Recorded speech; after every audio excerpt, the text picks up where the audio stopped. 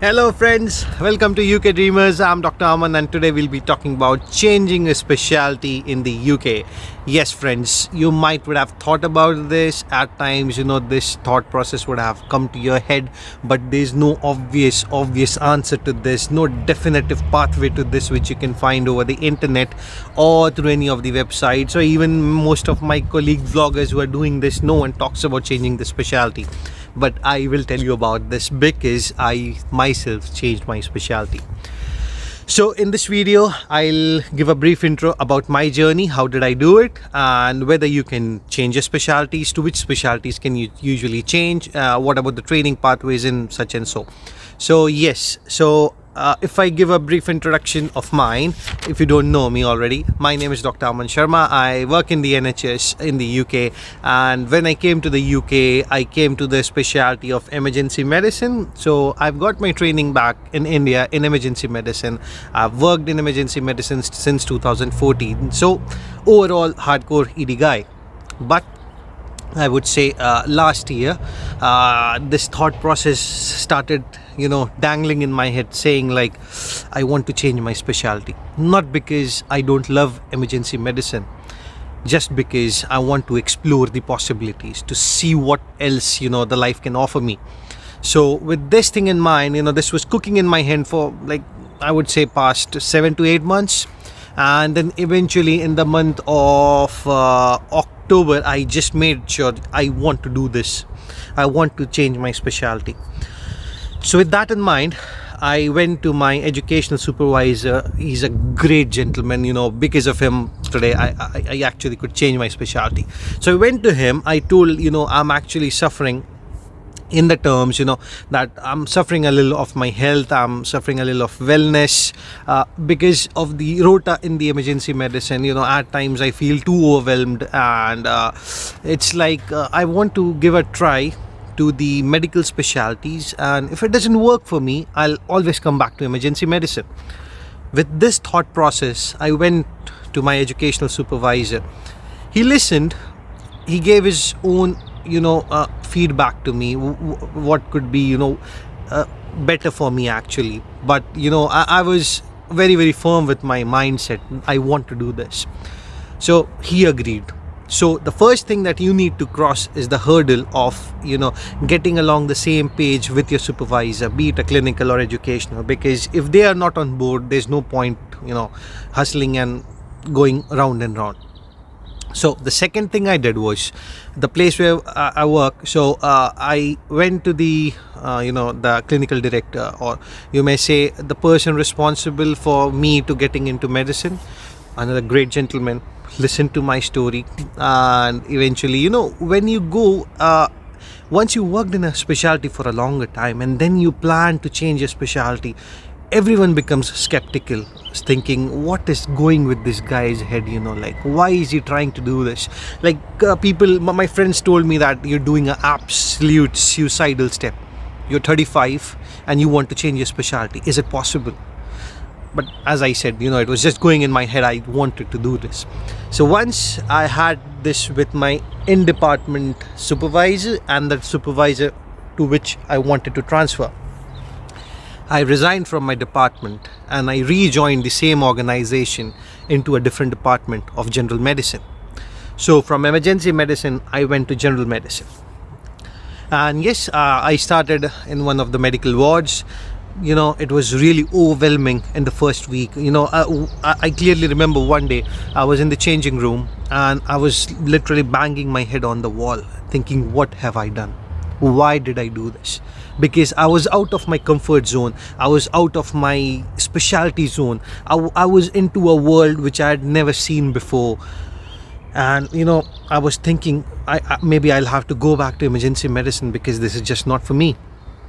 But yeah, I held on a little longer, and then eventually my plan was, since I've switched to the specialty, it's better if I train in this specialty because I've got no training in medicine whatsoever.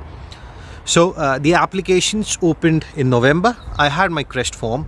So you also need to have the CREST form by October. Make sure, guys, if you want to apply for any sort of training. So I had my CREST form. I applied for internal medicine training. there's an application form. You have to give a scoring to yourself, like proof of all the conferences you've attended, the quality projects you've done, publications and whatnot. So once I did all of that, then you forget about it, because eventually the specialty recruitment will process your application and everything. So I will give a overview of my IMT experience in another video though. So yeah, once that's happened and I started working in medicine, I eventually started to grasp things more, and I think this is the 6th month that I'm out of emergency medicine. I miss it. I go there to do some locums, but yes, I have changed my specialty from emergency medicine to general medicine for the moment. You can also do it if you want. If you're determined, if you're actually wanting to explore it, you can do it as well. So there are few other specialties that you can drive into or try to explore. For instance, I'll give you an example. Colleagues who worked in surgical specialties, for some reason you're not finding the niche actually of the surgical specialties here in the UK, you can try emergency medicine. Emergency medicine has intake in ST3, which is also called Dream Pathway. I've made a video, I'll share the link. If you've got MRCS, you can apply for a Dream Pathway. Yes, you can switch to emergency medicine. I know it's not a very what to say, sane thing to say, but yeah, there's a possibility. For people who working in medical specialties, for instance, you've worked in general medicine back in your country, but you want to work in hematology, as I'm getting a lot of comments on.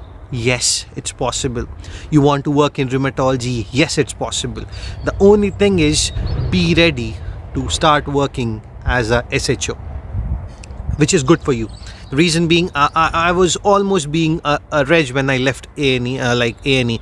And when I started in medicine, I started as a SHO.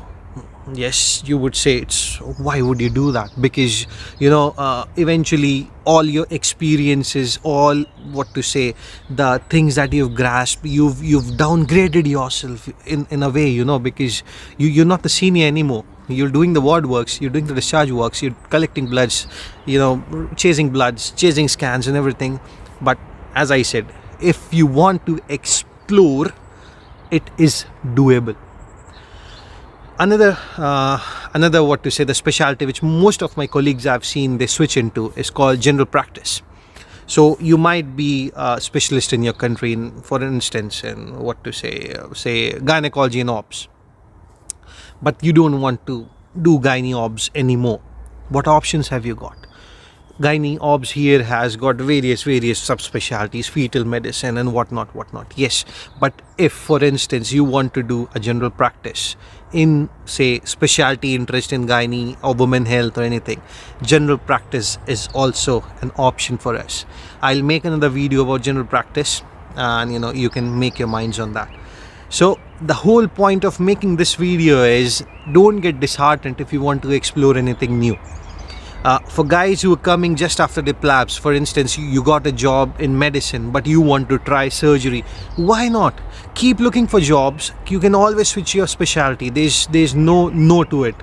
The only thing is, yes, you'll have to hustle and bustle and maybe switch your cities, move to different places, but you're here in the UK already, so I don't see a reason why you can't do it. So at the end, to conclude this video, if you're looking to explore, as I said, yes, UK can give you options. You have to discuss with your supervisors, you have to get things rolling, because you don't want to be on the bad impression list of the trust or the hospital or the other colleagues as well. So make sure you've done your homework well before you go and proceed, and because this is a big decision for you, for everyone dependent on you basically. So like for instance, for me, as I said, my journey. So if you've got any further comments, you can leave it in the comment below. I'll try to answer them. If you've got any doubts regarding changing or switching careers, also leave me a comment, leave me an email. I'll try to get back to you. And for guys who come to the MTI route, you will at least have to pursue your 2 years contract, and then you can plan to switch your specialties. Till then, keep liking the videos, keep subscribing to the channel, sharing it among all your friends, and UK Dreamers is here for you. Thank you so much, guys. Cheers. Bye.